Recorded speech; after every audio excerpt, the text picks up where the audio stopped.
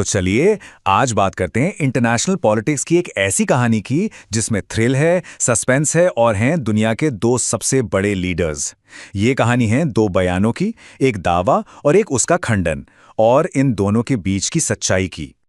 तो कहानी शुरू होती है इस एक बयान से जिसने पूरी दुनिया की डिप्लोमेटिक दुनिया में जैसे एक तूफान ला दिया।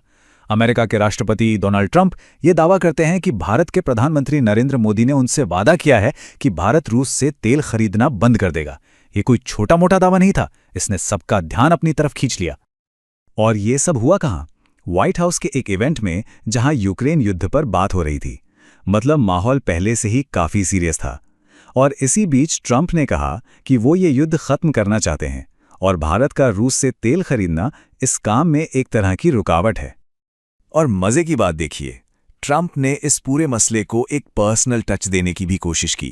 उन्होंने अपने और प्रधानमंत्री मोदी के बीच के अच्छे रिश्तों का जिक्र किया, खुद को थर्ड पर्सन में रेफर करते हुए। डिप्लोमेसी में ऐसा बहुत कम देखने को मिलता है, और यही बात इस कहानी को और भी दिलचस्प बना देती है। तो सवाल ये था कि क्या वाकई ऐसा होने वाला था?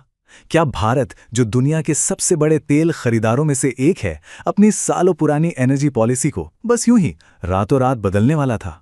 इस एक दावे के मायने बहुत गहरे थे। लेकिन रुकिए जरा, पिक्चर अभी बाकी थी। जैसे ही ये खबर दुनिया में फैली, कहानी में एक जबरदस्त ट्विस्ट आया जिसने पूरी तस्वीर ही पलट दी।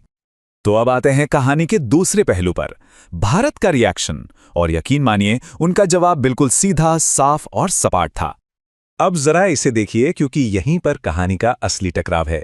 एक तरफ दावा था कि मेरी मोदी से बात हुई, और दूसरी तरफ से सीधा जवाब, नहीं, कल तो कोई बात ही नहीं हुई। एकदम आमने सामने। तो फिर सच क्या था?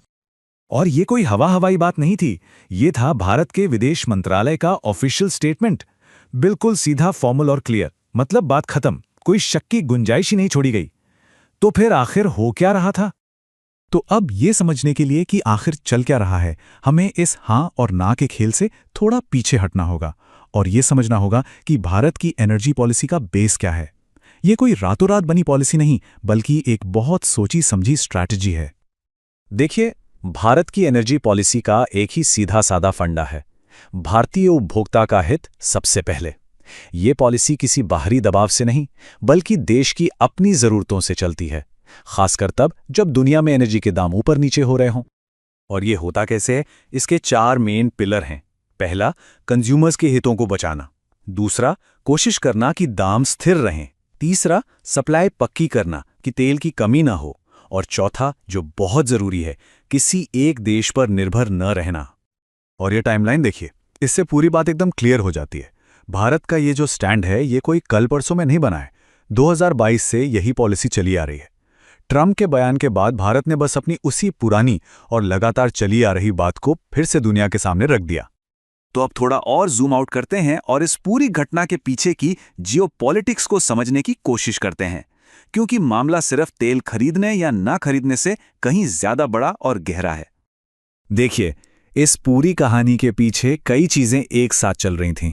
एक तो अमेरिका और भारत के बीच एक बड़ी ट्रेड डील पर बातचीत। दूसरी तरफ अमेरिका की ये चिंता कि रूस को तेल से जो पैसा मिल रहा है वो यूक्रेन युद्ध में जा रहा है। और हाँ, भारत भी तो लंबे समय से अमेरिका से ज्यादा एनर्जी खरीदने की कोशिश कर रहा है। और एक और जरूरी बात, इस बयान के आने से सिर्फ 2 महीने पहले ही अमेरिका ने रूसी तेल से जुड़े कुछ इंपोर्ट्स पर 25% का टैरिफ लगाया था। मतलब एक तरह का इकोनॉमिक प्रेशर तो पहले से ही बनाया जा रहा था। तो आखिर में हमारे पास क्या है? दुनिया के 2 सबसे बड़े लीडर्स और उनकी 2 बिल्कुल अलग अलग कहानियां। एक तरफ एक दावा और दूसरी तरफ उसका सीधा सीधा खंडन। तो सवाल फिर वहीं आकर खड़ा हो जाता है कि ये था क्या? क्या ये सिर्फ एक डिप्लोमैटिक मिसअंडरस्टैंडिंग थी, शब्दों का हेरफेर, या फिर ये एक सोचा समझा स्ट्रैटेजिक मैसेज था जो किसी और के लिए था? शायद सच इन दोनों के बीच कहीं छुपा है। और ये एक छोटा सा वाकया हमें इंटरनेशनल डिप्लोमेसी की उलझी हुई दुनिया के बारे में बहुत कुछ सोचने पर मजबूर कर देता है।